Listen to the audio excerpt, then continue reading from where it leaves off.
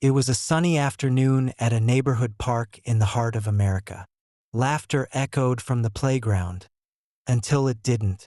A little black girl approached the play area, excited to join in.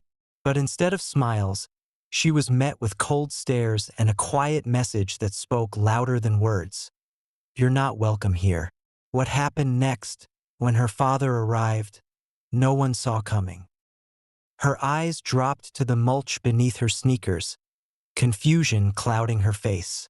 She wasn't crying, but she didn't need to. Her silence screamed enough. From across the park, her father saw it. The shift in her posture. The way the other parents looked past her like she wasn't there. He walked over, not rushed, not angry. Calm, steady. But every step carried the weight of generations. He crouched beside his daughter, asked her what happened. She pointed quietly toward the playground. He stood up. What he did next wasn't loud, but it shook the air around them. One by one, people stopped what they were doing. Conversations stalled. Even the kids paused, sensing something important was unfolding. And in that moment, right there in the middle of monkey bars and swing sets, he taught everyone watching a lesson they'd never forget. But it wasn't with yelling. It wasn't with fists. It was with something far stronger. He looked around, not with rage, but with a quiet authority that made people uncomfortable in all the right ways. Then he reached into his backpack and pulled out a folding chair. Without a word, he placed it at the edge of the playground, sat down, crossed one leg over the other, and waited. His daughter stood next to him, holding his hand. Minutes passed. Some parents whispered. A few gathered their kids and left. But he didn't flinch. He wasn't just making a point, he was drawing a line in the sand. Then, something unexpected happened. A little boy, one of the kids who'd been playing, broke away from the crowd. He walked over to the girl and said, "Wanna play?" She looked up at her dad. He nodded. She smiled. They ran toward the slide together. And just like that, the tension cracked. Not with a speech, but with a child's simple act of kindness. Still, her father didn't move. He kept sitting, eyes steady, not just guarding his daughter, but standing watch for something bigger. He knew the moment wasn't over. Because this wasn't just about a playground. This was about every space where someone like his daughter is told, without words, that they don't belong. And he wasn't leaving. Not yet. The game picked up slowly. One kid turned into 3, then 5. Soon, the laughter returned to the playground. Not because anything was fixed, but because a barrier had been broken quietly, bravely. But not everyone was ready to let it go. A woman in a designer jacket, arms crossed tight against her chest, marched over to the father. Her voice was low, but sharp. "She doesn't go here," she said, nodding toward the girl. "This is for residents only." He looked up at her calmly. "My tax dollars helped build this playground," he replied. "My daughter is a resident of this country, of this community, and she has every right to be here." The woman scoffed and stepped back. She wasn't expecting logic. She wasn't expecting grace either. Just then, another parent approached. This time, a man holding a coffee cup and a toddler on his hip. "She's fine," he said, gesturing to the girl. "Let the kids play. That's what this place is for."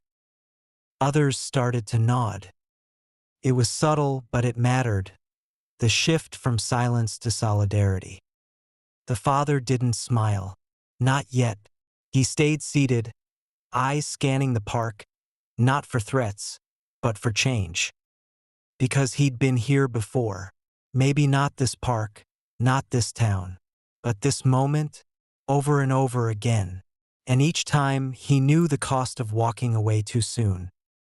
So he stayed, not to protest, to protect, to witness, to remind everyone that justice doesn't always shout. Sometimes it just sits down and refuses to leave. Time moved slowly, like the sun knew something important was unfolding and didn't want to rush it. The girl climbed higher now, her curls bouncing as she laughed, really laughed, for the first time that day. Her dad finally stood, brushing the dust from his jeans, and walked to the edge of the playground. Not to leave, just to shift his view, to see her joy in full light. It started like any other quiet afternoon in our suburban neighborhood. I was home alone, sipping coffee, when a man in uniform knocked on the door. He said he was with the HOA and needed to inspect something. Before I could even question it, he walked right in. My gut screamed something was off. And just minutes later, the sky thundered. My husband landed in our backyard in a black FBI helicopter. I barely had time to react. The man was already poking around, opening drawers, scanning the living room like he owned the place. He asked strange questions about blueprints, about a package. I kept thinking, what package? I tried to stay calm, but my hands were shaking. Then came the roar overhead. The whole house vibrated as the FBI chopper landed. I ran outside, heart pounding. My husband jumped out, fully geared in tactical black, shouting my name. That's when the fake officer bolted. He dashed out the back, knocking over a chair, and disappeared into the woods behind our fence. My husband didn't say a word, he just took off after him, gun drawn. And that was the moment I realized my husband wasn't just some guy who worked late at the agency. I stood frozen, barefoot on the porch, wind from the chopper whipping my hair into my face. Neighbors peeked out from behind blinds. Some had their phones out, but I couldn't move. I just stared at the woods, heart thundering louder than the rotor blades. 10 minutes passed, then 20. Still no sign of either man. The helicopter stayed grounded, its pilot silent and tense. I finally turned to him and asked, "What's going on? Who was that man?" He looked at me, paused like he was debating whether to say anything, then muttered, "He's not just HOA, and your husband didn't tell you." I didn't even know what to say. I wanted to scream, cry, demand answers, but I couldn't even form the right questions. Then the radio on the pilot's vest crackled to life. Static, then a voice.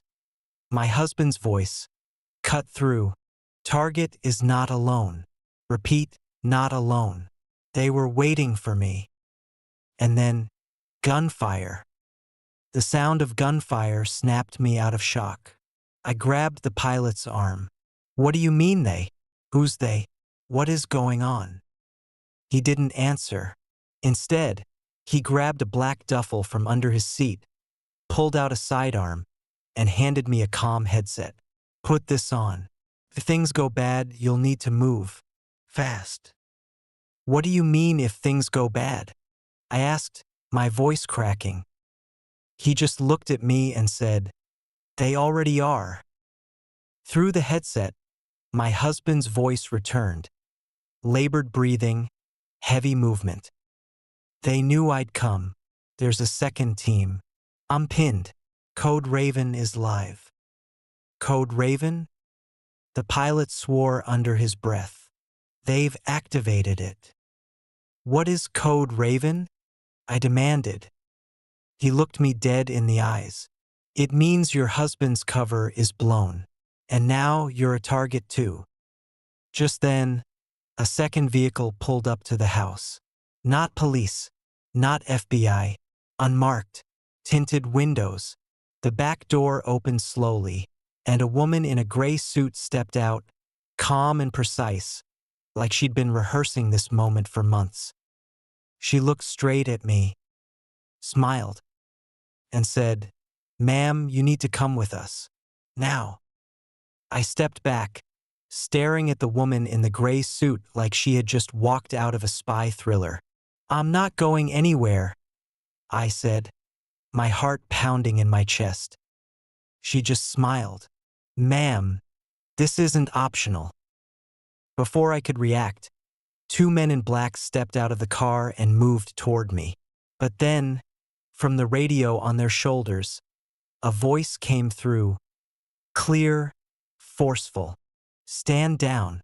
She's activated." Everyone froze. Didn't understand. The woman stared at me. Her smile disappeared. "Wait, you don't remember, do you?" I shook my head. "Remember what?"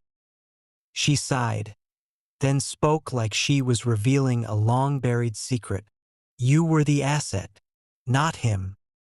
A wave of dizziness hit me. The ground seemed to shake beneath my feet. Fragments of memory came rushing back. Nights I woke up in a cold sweat, calls at 3 a.m., my husband's business trips that I was never allowed to question. He hadn't been protecting me from this world. He had been keeping me from myself. I looked down at my hands. The small scars on my wrists I'd always assumed were from accidents. But now I remembered, that's where the device used to be. A device I had forgotten, wiped from my memory. No more fear. I walked toward the car. Looking at the woman, I nodded slightly. "Let's finish what I started."